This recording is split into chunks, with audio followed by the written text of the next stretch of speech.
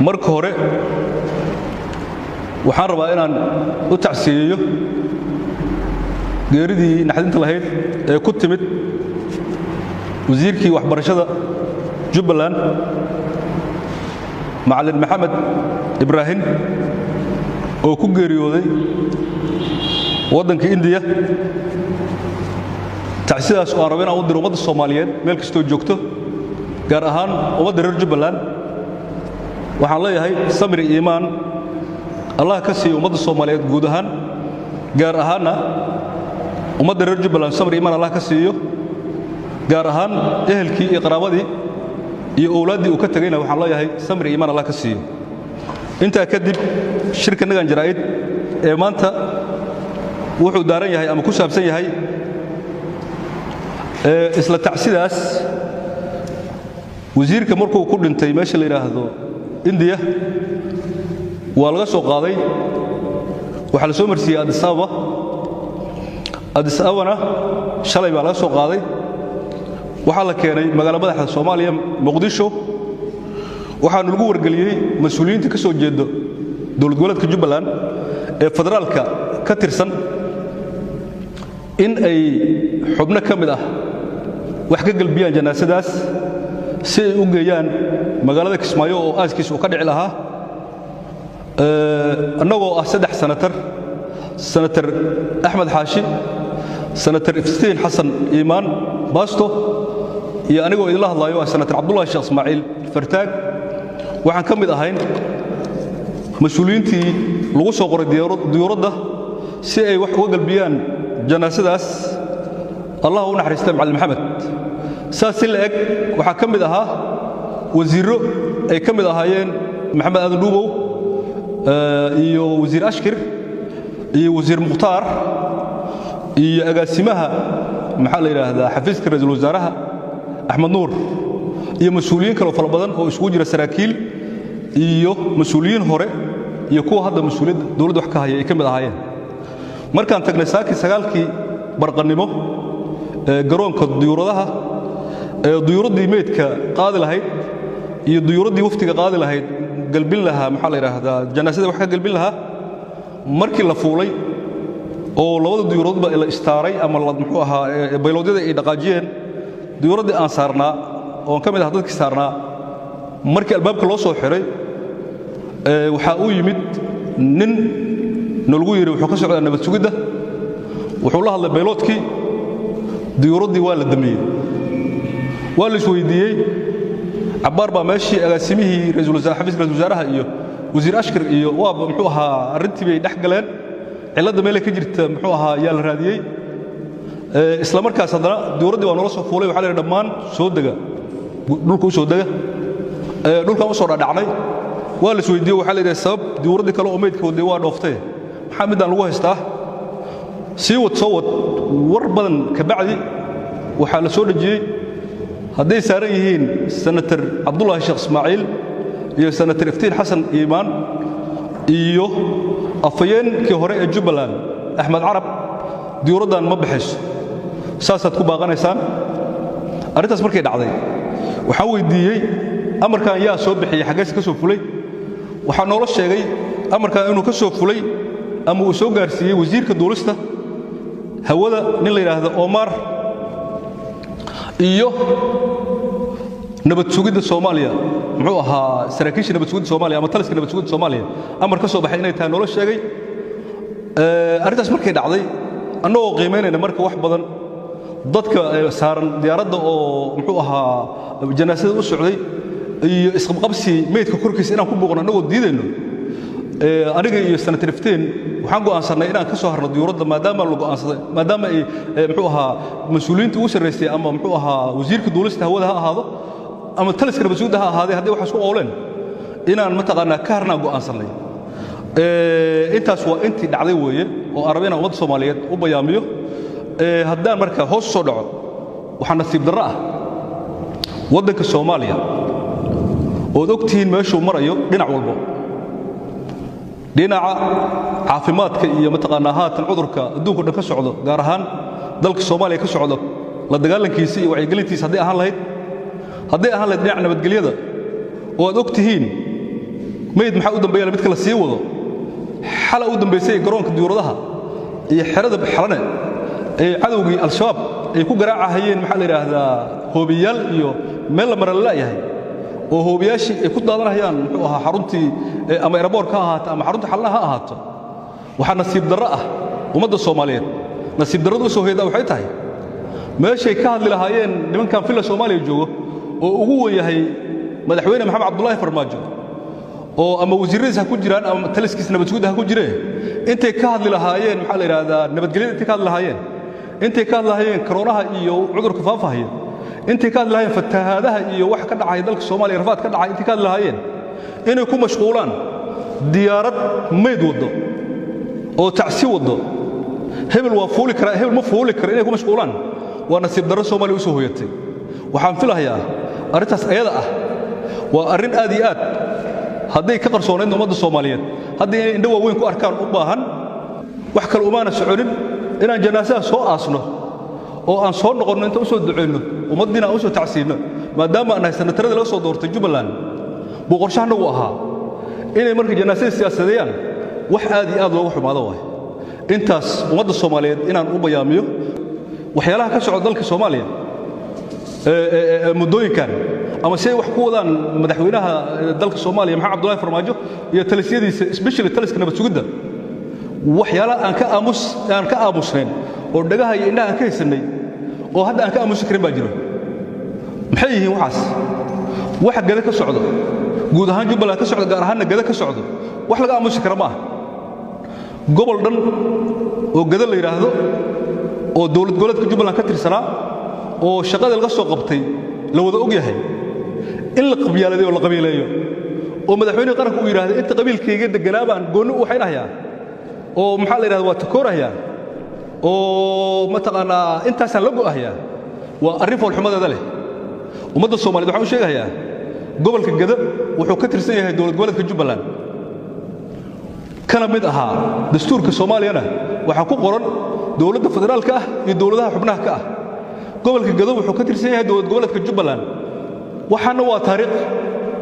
wiil nabad sugid ah oo meel marayo oo iska socdo oo 30 sano aan ogeyn wax la soo maray meesha laga soo bilaabay wixii Jubbaland loo soo maray wixii gobolka Gada loo soo maray wixii Soomaaliya isku horkeeda loo soo maray aan ka warqabin in uu yiraahdo maxaa la yiraahdaa waa goynaya oo saan raba ka yeelanayaa ma aha wax sax ma aha waxa uu dul qaadanayna ma aha haddii la isqalaafay waa la wada hadli karaa wada hadal wax lagu daaweyn karaa laakiin xog baan ku maqooninayaa especially gobolka aan ka soo jeeday maalin hore oo kala tagayay saddex xildhibaan oo ka soo jeeda gobolka Gado yaa waxay damceen inay ka dhoofaan meesha la yiraahdo madaarkan ayagoo Gado u socdo waa la diiday ma bixi kartaan baa lagu yiri maanta aniga oo u socdo muxuu ahaa tacsidaas waa la diiday anoo senator oo xasanadda la liiday inaan ka dhoofo macnaheedu marka muxuu noqonayaa qabiilka aan ka dhashay yeesan dhaqdhaqaaq sameeyeen halkaas oo ina aadin waxa la joogo xilliga ummadda la isu keenay lahaa xilliga ummadda Soomaaliyeed isu keenay lahaa ee xilliga ummadda Soomaaliyeed la kala takoori lahayo hebel oo reebel baa tahay xagga aadin iyo hebel oo reebel baa tahay meesha aadin la dhigi jiray waa la soo dhaafay mar lagu noqonayo ummadda Soomaaliyeed anoo si degan ula hadlahayo waxa weeye gardarrada iyo baadilnimada iyo dib u dhaca meesha ka socotay inaan farta ugu fiiqaan rabay inay fahmeen waa filahayaa haddii ilaahay yiraahdo annagu reer Jubbaland 51 xildhibaan baan nahay deegaan doorashada marka laga reebo dhowr xildhibaan oo haddii howlahooda gaarka ah ilaa shanahaya inta kaleeto waxaa jira dad u qumahayo oo diyaar u ahaa inay u kala dabqaadaan haddii wax qaldameen Jubbaland haddii ka qaldameen iyo haddii federal ka qaldameen inay u kala dabqaadaan dad muxuu ahaa xildhibaano badan oo rabay baa jiro wax Gada ka socdo oo hadda Gada ka socda ama ciidamada la geeyay ee sharci darrada lagu geeyay ee madaxweynaha amran leeyahay iyo taliska nabad sugidda amran leeyahay ee sharci darrada muxuu ahaa meesha uu joogo mataqaana loo dhiibahayo muxuu ahaa waxay rabeen sameynayaan sax ma ahan ummadda Soomaaliyeed guud ahaan waa u tacsiinayaa 4 sano waxa halaabay in si uu halaabeena waa waxa hadda aan ka sheekeynayo oo waxa weeye xaajinimaan ogeyn baa xirmada ka ridee niman diaspora aha oo 30 sano iska maqnaa oo say meelaha u soo jireen laptopyo wata oo yimid ayaa wixii aan soo dhowbeynay oo labaad muxuu ahaa xilliga Cabdiqaasim laga soo bilaabo oo tartiib loo soo waday Cabdullaahi Yuusuf Allah u naxariistay laga soo bilaabo la soo marsiiyo oo Allah muxuu ahaa Cabdullaahi Yuusuf markuu dhintay haddana Sheekh Shariif la soo marsiiyey oo maxaa la yiraahdaa Xasan Sheekh Maxamuud loo soo dhiibay oo madaxweyne Maxamed Cabdullaahi Farmaajo madaxweyne Sheekh Shariif iyo madaxweyne Xasan Sheekh Maxamuud meel fagaar ah ay ugu dhiibeen buug yar oo dastuur ah ayuu ahaa dastuurkii uu markuu ku tumanaya Maxamed Cabdullaahi Farmaajo asaga oo adeegsanaya taliskiisa nabad sugidda bal hadda idaacadan ka hadlayaaye buugaas dastuurka oo lagu doortay meesha ay ka qoran tahay senator aadaha dalkiisii oo tacsi wado in laga reebi karo muxuu ahaa waa la rabaa mana ka aamusayno ilaa maxkamadda sare waa isla soconaynaa ilaa maxkamadda Soomaaliya maxkamadeeda ugu sareeyay dacwaddan waa isla gaari doonaa maadaama aan maxkamadda dastuur haatan lahayn labada gudoomiyaha aqalka sare iyo gudoomiyaha maxaa la yiraahdaa golaha shacabka iyo gudoonada labada gole iyo baarlamaanka labada gole ee 329 ah dhammaantood waxaan u sheegayaa haddii saan lagu fiirsado waddanku wuxuu noqonayaa waddan faraha ka baxay oo meel god ku sii dhacayo haddii marka maalin kasto dibacada mar la waxeeyo haddana dibi madoobo la waxeeyo dibi cala waxeeyo wax kala ku soo baxayo cadowgina waa naga faa'iideysanayaayo waa asaga xal elaboorka garaacaya shalay bay ahayd wixii Sheekh Shariif la reebahay daraad bay ahayd wixii Xasan Sheekh Maxamuud la reebahay tii ku xigtay ahayd wixii la reebahay xildhibaan Axmed Daqare iyo xildhibaan Alankay iyo xildhibaanada la socday Cabdi Cali iyo xildhibaanada la socday maanta weeye anagoo tacsi wadno waxna la reebahay haddii xildhibaanada labada aqal arrintaas waxaan rabaa in ay si degdeg ah guddoonka labada aqal iyo xildhibaanada guud ahaan waxaan rabaa arrintaas inaysan dhayalsanin oo ay u arkaan muxuu ahaa oohinta orgiga ka weyn waa lagu dayahayaa marka dambena waxaa weeye albaabada loo xiray labada aqalba berri bay yuu soo wadaa nimanka maanta arkaya berri waxay rabaan labada aqal waa xiran inay dhahaan wax hadli karana ma lahan waxaan ku tala bixinayaa oo guddoonka labada aqal aan ka codsanayaa oo baarlamaanka dhammaantii aan ka codsanayaa arrintan in laga dhiidhiyo waxa ay nimankan ku jiraanna annaga waxaa Soomaalida tiraahdaa lax walba shilka isdhigtaa lagu qalaa meesha annaga aan xukuumadda la xisaabtami lahayn oo madaxweynaha la xisaabtami lahayn oo aan dhihi lahayn war waxaan sax ma ahan annaga ayaga isu dhiibnay laakiin wali rajaan leenahay wali maanan quusanin waxaan rabaa in boorka la iska jafo xildhibaanada labada aqal ay boorka iska jafaan guddoonku uu horgalo min bilow ilaa dhammaad laga soo bilaabo Sheekh Shariif Sheekh Axmed madaxweynihii hore ee xasanada lahaa ee sharafta lahaa maalintii boorka laga joojiyey iyo xildhibaanadii ku xigay maalintii laga joojiyey iyo maanta oo annaga ay nagu dhacday annagoo tacsi wadno intaba waxaan rabaa muxuu ahaa in baarlamaanka ay toos uga hadlaan inaan loo kala harin muxuu ahaa madaxweynaha jamhuuriyadda federaalka Soomaaliya asagoo sharfan waxaan ka codsanayaa meesha uu muxuu ahaa isku mashquulinayo hebel waa mucaarad hebel isugu tagin inuu isku mashquuliyaan intii hore 7 bilood baa noo dhimanay sidii al-shabaabkan maanta weerarayay xaradan muxuu ahaa xalana weerarayay sidii ay xamar ugu bixin lahayn oo aan meelaha u gaarsiin lahayn dhulkii nabadda ahayo gadoo dhib baa hadda dagaal ugu soo rogay markii dagaalka ay harmacad iyo geenahayeen meesha la balaxa iyo doolow waxaan ummadda Soomaaliyeed u xaqiijinayaa baabuurkii balaxa uu ka baxay doolow buu marahayay luuq buu tagay muddo muxuu hal saac amal u soconay haddana waxa weeye ugu yaraan hal maalin baa loo soconayaa iyadoo la ilaalinayo ama mina la ilaalinayo ama la ilaalinayo shabaabka oo dhaxda galayo ma horan u soconay mise dib baan u soconaa maya dib baan talaabo qaadnay waay ummadda Soomaaliyeed inay inta soo bayaamiyaan rabay guud ahaan culays baa saaran ummadda Soomaaliyeed Soomaaliyeed culays baa saaran gaar ahaan Jubbaland culays baa saaran gaar ahaan ummadda uu ka soo jeedo madaxweyne Farmaajo oo aan ka mid ahay culays buu nasaarayaa si aan maxaa la yiraahdaa ummadda Soomaaliyeed wax loola qabsanin waxaan rabaa marka ummadda Soomaaliyeed uu sheego wuxuu halaynayaa madaxweynaha asaga gooni ku tahay ummadda uu ka soo jeedo oo reer hebel uu leeyahay bari bay ka tahay ummadda Soomaaliyeed baa wax la qabsanaynaa ummadda Soomaaliyeed baa wax la leenahay ummadda Soomaaliyeed baa khayr iyo wanaag aan la leenahay wixii xun oo la sameeyay madaxweynaha haatan joogay iyo gaar ku tahay hadhow yaan leeyahay reebel oo dhan baa arrinta ka siman wassalaamu calaykum waraxmatullaahi wabarakaatuh bismillaah alxamdulillaah marka hore inna lillahi wa inna ilayhi raaji'uun waxaan u tacsiyeenayaa ummadda Soomaaliyeed gaar ahaan reer Jubbaland wasiirkeenii waxbarashada macallin Maxamed Ibraahim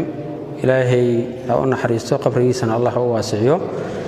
bacdu tacsi kadib waxaan maanta aad ugu xunnahay maadaama aan nahay xildhibaanadii labada aqal ee ka soo jeeday dowlad goboleedka Jubbaland on safar u ahaan janaazada inaan ku soo tukanno on tagno magaalada Kismaayo diyaaradii meedka qaadaysay diyaaradii kale la socotay markaan diyaaradii galnay nalaga hor istaagay sababo jira awgood taas oo sabab u ah in waxaad ka aragti duwan tihiin dadka maanta xukunka haya dalka dowladda dejiyay diyaaradii anagoo ah xildhibaanadii senataradii ka soo jeeday dowlad goboleedka Jubbaland waa nasiib darro aad baan ugu xunahay wax meesha ka dhacay maanta falka meesha ka dhacay ilaa 3 saacadood ilaa 4 saacadood ku dhow meeshan lagu haystay waxa nasiib darro ah in fakarka dowladda maanta dalka ka talisa ee Villa Soomaaliya Villa Gardaran aan u bixinay aragtideeda ka duwan tahay dowladda dejiyay diyaaradii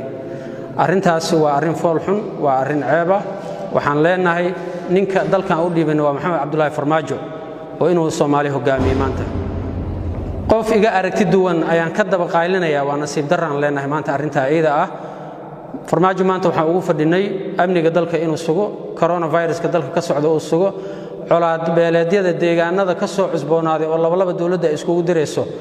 ka wax ka qabto coronavirus ka qabto fatahaadaha ka qabto ummadda shacabka Soomaaliyeed garab istaago diyaaradii sida xaq darrada looga riday shacabka Soomaaliyeed ay saarnaan lagu xasuuqay ama bardaale lagu riday arinteeda uu ka hadlaan u fadhinimoogii senator maanta aniga aragti duwan iyo xildhibaan aniga aragti duwan oo tacsi u socdo ayaan diyaarad ka reebayaa waxaan leenahay Soomaaliya I am sorry Soomaaliya I am sorry Soomaaliya I am sorry arintaas waa arin aad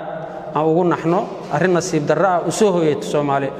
anagu waxaan kula xisaabtami doonaa dalka maanta waxaan u dhiibay Farmaajo uma aanan dhiiban Fahad Yaasiin inaba sugidda talo uma aanan dhiiban